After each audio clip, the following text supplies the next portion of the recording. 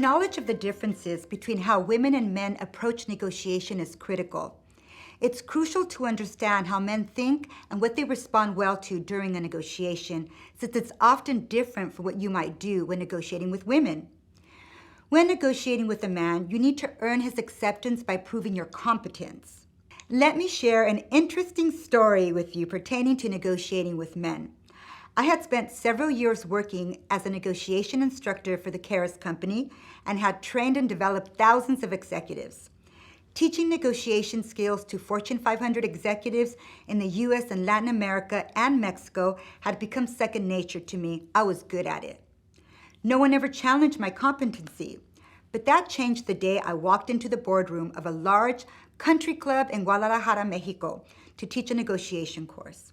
18 executive-level men dressed in expensive suits who were twice, if not triple my age, smiled at me but watched the door, expecting someone else to arrive after me.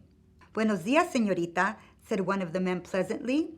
"Where's the negotiation instructor?" another man asked. "Are you his secretary?" I smiled, said hello, and with a pleasant yet assertive voice responded, "No, gentlemen, I'm not the secretary. I am the negotiation instructor." They chuckled, and then, sounding even more concerned, they said, "No, really, where is the negotiation instructor?" With a smile, but also a stern voice, I responded, "Seriously, gentlemen, I am the negotiation instructor." As these men looked at each other, their faces reflected astonishment and disappointment. In their eyes, being a woman completely discredited me from the role of negotiation instructor. Never had gender slapped me in the face like it did that day. I had to negotiate my credibility and competence to a group of men who couldn't even fathom the possibility that a woman their daughter's age would be able to teach them anything about negotiation. I tried not to squirm under the negative scrutiny. Understanding the dynamics of gender negotiation, I figured I had 5 minutes to demonstrate my competence and prove that not only was I as capable as they were, but I was more competent in the art and skill of negotiation. They were scheduled to be with me for 2 days, 16 hours. If I couldn't quickly prove that I could teach them to be the better negotiators, I might as well pack up and go home.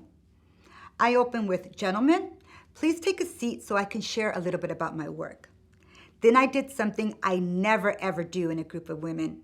I bragged about myself. I knew my best course of action was to flaunt my negotiation style and adapt it to how men communicate. In the world of men, bragging about oneself is second nature. It's how they prove they're competent and they enjoy getting one up on each other. I began with, "Gentlemen, don't let my youth and beauty fool you." I used humor. I've developed thousands of executive-level professionals in the art and skill of negotiation, beginning with, and the name dropping began. With every high-level executive's name I mentioned, their facial expression softened, with beginning signs of potential acceptance. But having them just accept me wasn't sufficient. I had to win their respect, and the best way to do that was to describe my power and status in the world of negotiation. My bragging had to go to the next level. I would never do that with women. So I began to name powerful executives I had developed in Argentina, Chile, Colombia, Paraguay, and Honduras. They became more engaged with every country I named. Although they were very impressed, I knew I couldn't stop until I had fully convinced them that they were in good hands. That was the leverage I needed to gain their 100% commitment and openness to what I was there to teach them. So I continued awing them with my accomplishments, accolades, and expertise that proved I was like no other. By the time I'm finished, they looked at me like I was a messiah. 15 minutes of my bragging about myself in the most extreme way won me the respect I needed to be effective.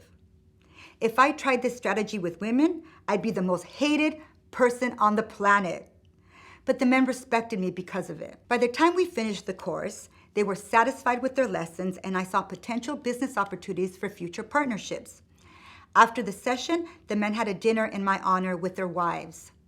I knew that if I wanted to explore future business opportunities with any of these men, I had to negotiate a relationship directly with their wives. Contrary to negotiating with men, I've had to earn their wives' acceptance and trust by connecting with each one. Women are often threatened by an attractive woman and naturally distrust her. As an effective negotiator, I had to manage the impression each wife had of me so I can quickly end any insecurity or lack of trust they may have. My first step was to find a positive attribute in each wife to appreciate and compliment. As I approached the first one, I noticed her lovely blue eyes. "You have beautiful eyes. They are absolutely stunning," I told her. Looking over at her husband, I added, "You're a lucky man to have such a beautiful woman." She smiled, looked at me with warm eyes, and said, "You're so kind, Yasmin. I like you. I really like you." As I met each wife throughout the night, I used the same strategy. I found a positive attribute and expressed appreciation for it with a compliment.